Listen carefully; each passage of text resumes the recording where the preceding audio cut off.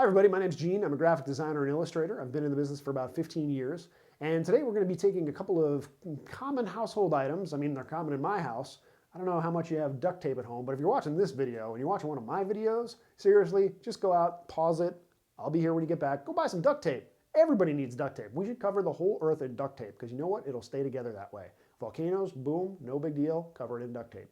Healed. So we're going to make some Native American jewelry out of some just common household items. So you don't have to go out and spend a lot of money on leather or whatever. I'm going to show you how to use whatever you have lying around. So you're probably asking yourself, Gene, why do you have duct tape and wires and string and buttons and feathers when we're talking about Native American jewelry? And the reason is, one of the ways that I actually learned to craft, that I got into crafting, my mom was big into crafts because it was something that the two of us could do because we were both artistically inclined, but of course she didn't like to draw comic books and I did.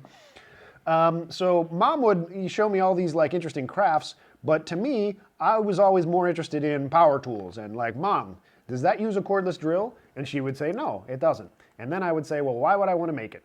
Can I use a leaf blower?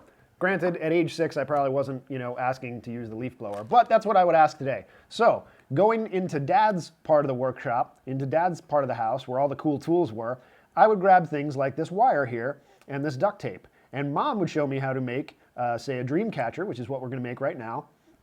And she would do it out of normal items that, that natives would actually probably use. Things like suede and leather. You could grab, essentially, a dream catcher. If you grab some branches and wrap them around in this circle shape, as you can see here, I've just taken some wire and just wrapped it around itself to add a little bit of sturdiness. You can do the same thing with wire as you can with twigs. And instead of wrapping it in leather, like natives would actually do, or like my mom showed me how to do, I figured we would use other common household items to show you that a little bit of creativity goes a long way, and you don't actually always need exactly what they tell you to use because almost anything will work. So there we go.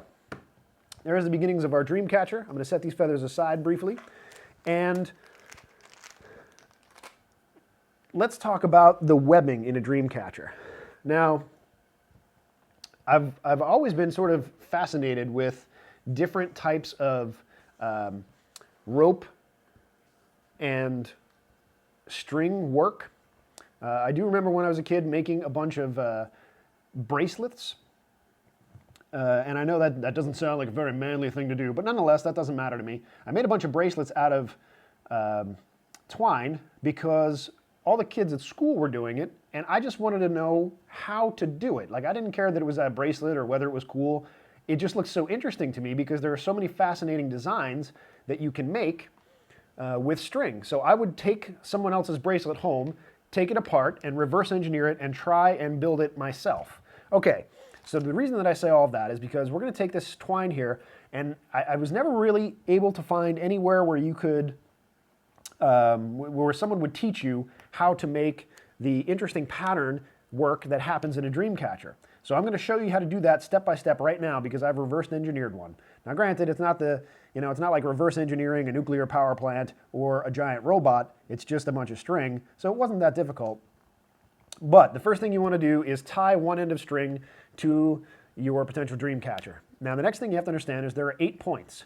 So if you draw a big plus sign, I'm just going to grab my paper here. We got a little bit of scrap paper. Everybody knows how much I like scrap paper.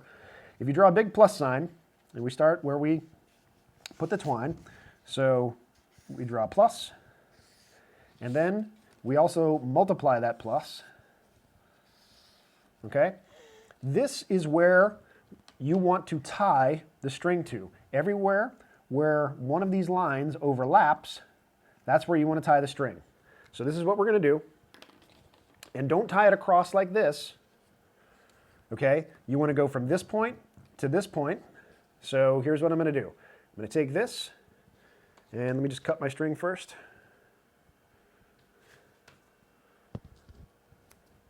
I'm going to put my finger here because this is kind of tiny, and I'm going to pull this through one time and wrap it around.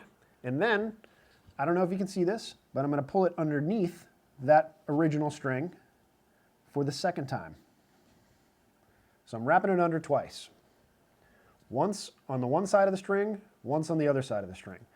Then we go to the next part of our circle, or excuse me, of our design here, and we wrap it over once on the first side, and then once we pull it through. So once around, once pull it through. And we do this all 8 times. And you're going to do the same thing that you just did with the loops, but instead of doing it around the outside, we'll tie that off. Instead of doing it around the outside, now what you want to do is your second loop, you pull, just flip this over. For your second loop, you pull this string out, and I don't know if you can see that, so I'll just do it this way. Here's the string I'm working with. Here are my loops.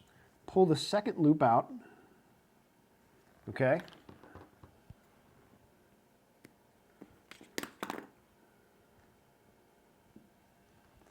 And tie it to that. So here we go, we got a second one, and I'm doing it the same way. Going once over, or actually if you want, you can even create a knot, but I just like to leave it loose and tighten it all up at the end. Once over, once under, just like we did before.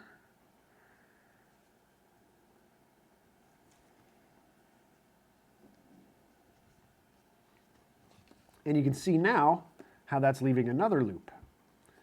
Okay, so then you tie it to this one, you tie it to the next one, and you're basically making a second ring around the entire circle, and then you make a third one inside, and that's how you make the native dream catcher. And you can see already it's starting to look like it's the right shape.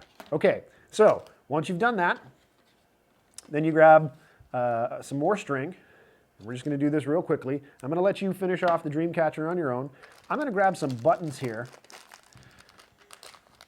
And these are going to simulate, essentially, I mean, we all know how much I love buttons. Thanks, Mom, for introducing me to crafts and buttons and giant messes of buttons. I'm just going to string a couple buttons through, and this is just for, kind of for show, you know, just to decorate it a little bit. String a few buttons through. I'm going to stick my pen here so I don't pull it all the way through. There we go. What you want to do is take your feather, get rid of my scrap paper, take your feather and put the feather where the pen is, okay, and then pull it out, and pull it a little bit ahead of some of the feathering, some of the part that comes out, and then pull it tight, and make a knot, a nice tight knot, leaving a good portion at the end, so that you can tie it onto the dream catcher. And then you can see we got the feather at the end of the button.